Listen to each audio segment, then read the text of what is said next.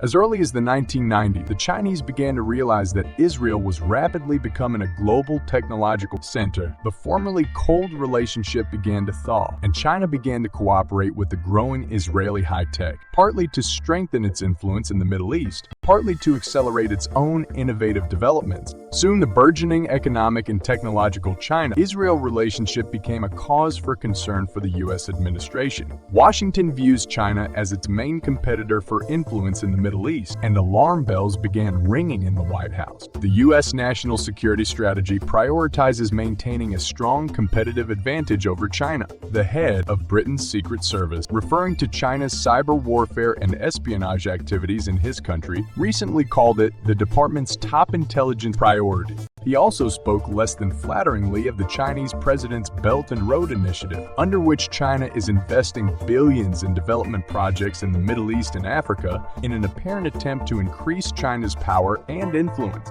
Debt and information traps was his brief description. Benjamin Netanyahu has always been more loyal to China. With his fervent support, the Israeli government pursued a clear policy of developing economic relations with China in the areas of high-tech innovation, investment, infrastructure projects, and trade. Netanyahu saw China's growing economy as an important opportunity for Israel. Chinese companies, mostly within the framework of the Belt and Road, were involved in the modernization of Israeli ports and the construction of infrastructure, such as the Tel Aviv Express tramway. Despite this, Israel has consistently maintained control over the management of the networks, and the provision of electricity limits the control of Chinese companies over key infrastructures and ensures that Israel remains responsible for the management, maintenance, and development of its ports. The streetcar route in Tel Aviv runs approximately 150 meters from IDF headquarters. Aware of the obvious security risks, in January 2019, then Chief of the Shin Bet Nadav Argaman called for legislation to control Chinese involvement in the country's infrastructure project. Slowly, perhaps too slowly, the democracies came to understand the national security risks associated with allowing Chinese companies to build and operate infrastructure projects crucial to the functioning of the state itself. As a result, relations between China and Israel have cooled. Asaf Orion, director of the Israel-China Policy Center, noting that bilateral trade grew from $50 million in 1992 to about $15 billion or more in 2021, added that a closer look at the data shows that both Israeli exports to China and Chinese investment in Israel peaked in 2018. After that, they declined and then reached a plateau.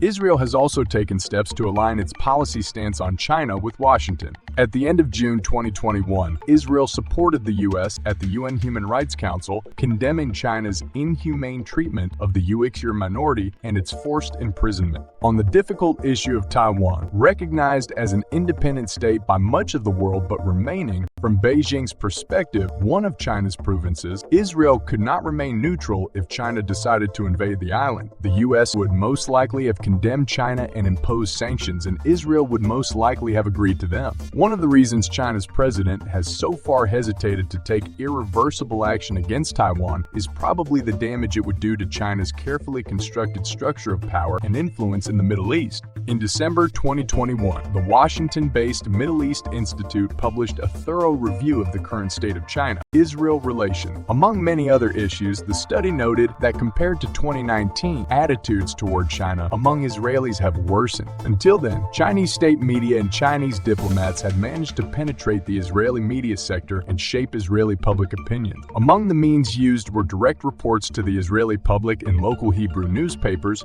and the use of the Hebrew section of China international radio aimed at Israeli audiences. Israeli sentiment changed for a number of reasons, not least because of public awareness of China's repression, Beijing's actions to combat the COVID-19 pandemic, Chinese media's unfavorable coverage of the 2021 conflict with Hamas in Gaza, and repeated voting against Israel at the UN. Beijing's policy toward Iran may have had the greatest impact. By continuing to import Iranian oil, China provided Iran with an economic lifeline, leading to a possible strategic partnership with a regime intent on destroying Israel. By the end of 2022, the Israelis realized the potential risk to their national security from Chinese cyber technology and the danger of economic dependence. Bilateral trade and investment went into decline. Meanwhile, Israel faced growing pressure from the U.S. to limit Chinese participation in the Israeli economy. In his recently published memoirs, Netanyahu describes the difficulty he had in balancing the rope in Israel-China relations,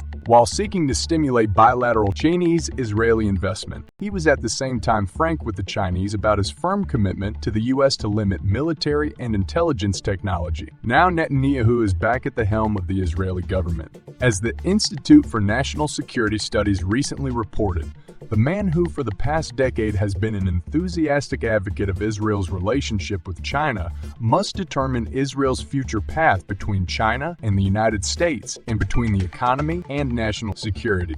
Thank you for watching this video to the end. Subscribe to the channel and write your opinion in the comments.